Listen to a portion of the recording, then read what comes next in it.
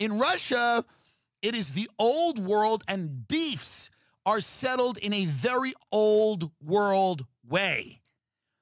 Like blowing your plane out of the sky, or you get shot in the face. People in Russia, you know, leaders of opposition parties, people that have challenged Putin, journalists, people, they get shot in the face there. It's an old system. There's no route to redemption in that country the way that there is in America. You cannot go host The View, Rosie O'Donnell. Like, you know what I mean? It's like you have a fixed amount of possibilities in Russia, in the old world, of how it's going to work. You're going to be rich, you're going to be dead.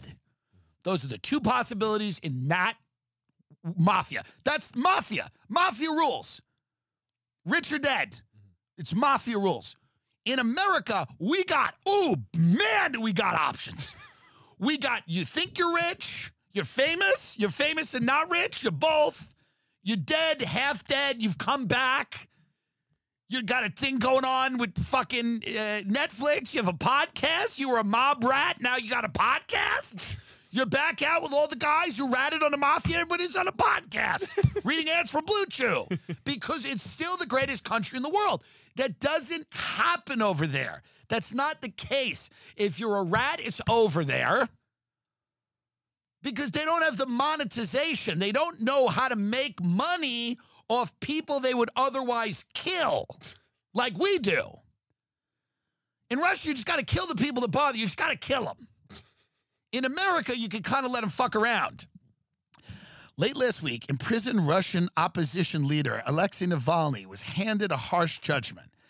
After a court hit him with a 19-year sentence in a penal colony, he was sent immediately to a punishment cell. It was a stark contrast to the fate of Yevgeny Prigozhin. Again, so the person who's writing this isn't aware that they're talking about Russia. They think they're talking about America. And the reason that I knew he was in trouble, get the photo up of the guy taking the selfie with him. When he was leaving Russia, look at this. They're doing it for the gram. He doesn't get it. Prigozhin doesn't get it. He signed his death warrant when he did that little march that he was doing at Rostov-on-Don, and then on the way to Moscow, he fired on military helicopters and killed Russian servicemen. He can't not be killed. Putin would have no credibility. He was always going to be killed. Every dummy in the press corps over here, from the Atlantic to the New York Times, like, well, this is interesting. Putin's, it's a real, like, you know, pretty embarrassing that this happened and this guy's running around. It's like, no, he's not going to be killed the next day, but this was pretty soon. This was pretty good. And I saw that photo. I said, fuck, he's dead. He's dead. He's dead. People are taking selfies with him. He thinks he's in America. He thinks he's in America. He thinks he's going to get an agent. Look at the pictures of him smiling with the people. He thinks CAA is going to sign him. He thinks there's another way out because the internet's powerful, and I'm sure the CIA and all these people are feeding him all kinds of crap. Like, no, you come over here and we'll look the other way. You know, there's probably something for you to do. You know, he wants very much. He likes fame. He's kind of delighting in it. This is a guy that was cutting heads off. He was a warlord. Dude, get the other photo where he's like, yeah, there he is. He's happy. He's ebullient. This was a guy who was 48 hours before this photo, he was trying to overthrow the government of Russia, which didn't work because people in Russia go, no. Well, it's the mafia. We're all getting paid. It's like we're in cahoots here. We're in cahoots.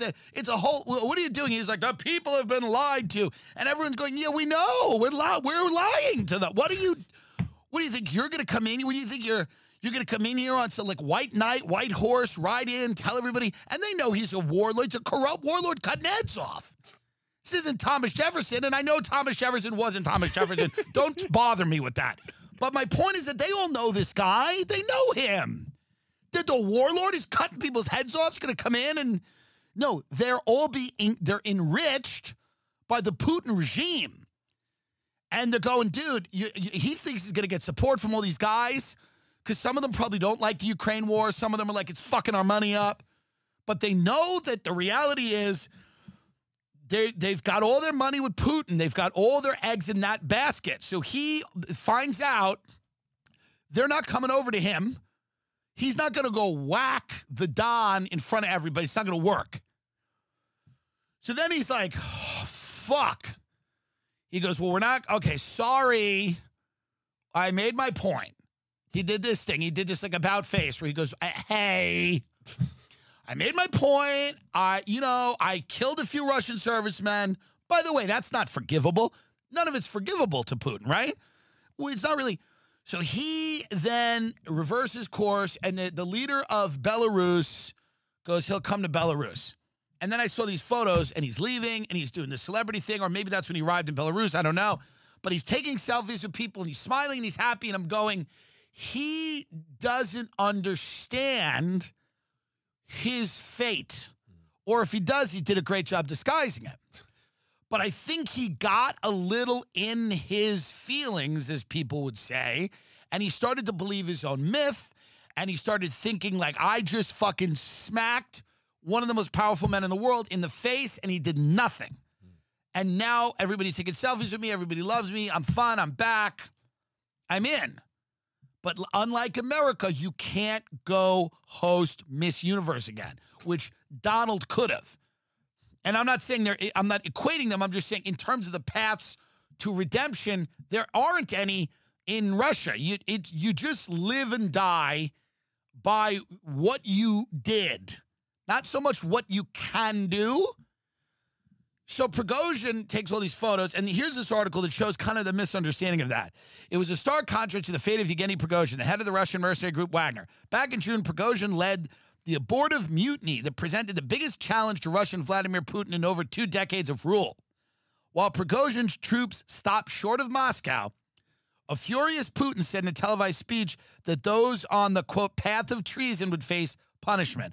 Almost 2 months later, in the case of the Wagner chief, this simply hasn't happened. And then they did cover themselves. They go, clearly the price for confronting Putin is not fixed. Perhaps more surprisingly, Prigozhin hasn't even kept a low profile since the June uprising. What was weird is that this guy didn't just disappear, okay? He didn't just disappear. He came back to Russia, and he's, like, taking photos with people. You know, it's crazy. You got to disappear. He should have just went to Africa. They still would have killed him. They still would have killed him. But he might have bought himself a little time if he went to Africa. Like, he's in Russia. It's crazy. While subscribers to his Telegram channel have become accustomed to seeing him in camouflage and tactical gear, Prigozhin was spotted in a polo shirt and mom jeans, cutting a seemingly more mild-mannered figure than in months past. Yeah, he's got to die. They're going to kill him. Are you nuts? Because, by the way, you know what happened to him? He got famous. He got, like, really famous for that. And now he's losing his mind. He's doing glam shots in St. Petersburg in a polo shirt like, I'm a famous guy now on the world stage. Sorry I tried to overthrow the government, but listen, there's got to be equity in my brand. No? Isn't there equity in this brand? It's old rules there. And I knew he was going to get it. I didn't know how he was going to get it. But I knew he was going to get it. It was no question. But all these articles that were coming out in the American press, which I understand, they're just writing articles to try to, piss Putin off and whatever, make it seem like he has no control over the country. And again, I'm not like bros with Vladimir Putin. One must say that now because people can't listen with the critical thought. It's no longer a faculty that most people in this country possess. Somebody tried to debate this with me on Instagram, and I never respond. But I started responding with voice memos to someone, and then eventually they were just like, well, I don't really have all the facts. It's like, no one has all the facts, but this idea that you have to come out and tell people you don't adore Vladimir Putin, to just call a spade and say up is up and down is most likely down. And I knew that this guy probably wasn't getting away with it. So let us fast forward. But again, you could see how out of his mind he is in the polo shirt. Look at this photo. He's out of his mind. He was a week away from going back to being a chef. That's how crazy he was. He was on a level of crazy where he was going to start food blogging soon. Like he was going to he's trying to get on Chopped. Like he was trying to go backwards to when he was the chef. He was like, no, let's forget about the coup. Forget about, I lobbed a few heads off, bygones. Everyone does. I shot a few Russian planes out of the air. Not a big deal. Let's go back to my real passion, food. Let's go back to my real passion. Like there's, in his crazy head, I know in his crazy head, because I met a lot of people that are really famous. Not like my level of fame, which is like, who cares? I'm talking about people that are genuinely like, they get really, really famous. And it is an interesting thing that happens in your head where the possibilities seem endless because the people that are employed to work with you, their job is to make the possibilities seem endless. So once you've gotten some level of fame, people, they sit around you in office buildings in Los Angeles and go, you could do the Olympics. Have you trained at all for the Olympics? No, I know you're 40 and fat, but there's got to be, what about curling? There's got to be an event that you could get in, and even if you don't place top 3, it's such great, there's so many eyeballs. There'll be so many eyeballs on you doing the Olympic. Like, their job is not to live in reality. Their job is to make you feel like anything you ever wanted to do not only is possible, but it's a good idea. It's a great idea. You want to make a song, having never sang, and having never had any musical, do it. Do it. Studio's ready. You will be in the studio tomorrow. Taylor Swift, if she wants to act. She can do anything she wants. No one will tell Taylor. If Taylor Swift wanted to go into Russia and do what Wagner did, there would be people going, I think we can do it. I think we can do it, because no one will tell her no. She is the most powerful person in this country right now because she's made $1 billion. And when you make $1 billion in the summer, I can't even get people in Charlotte. Charlotte, North Carolina, don't fuck with me. I've said horrible things about you and I'll continue to, but buy the tickets. Don't start. September, 15th? My point is, Taylor Swift's made $1 billion. When you make $1 billion in a summer, the person who tells you no will be thrown out of a window.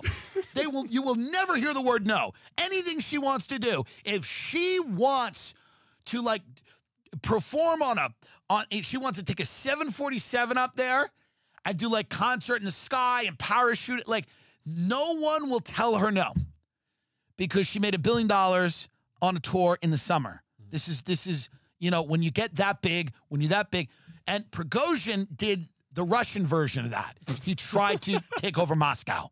He tried to beat the Kremlin. That is the difference of the two countries. In America, our biggest star is Taylor Swift. In Russia, it was Evgeny Prigozhin, because he tried to topple the Kremlin. And nothing gets more press in Russia than a war. Sure, they have pop stars, they have people that try to do it. They come out and they're like,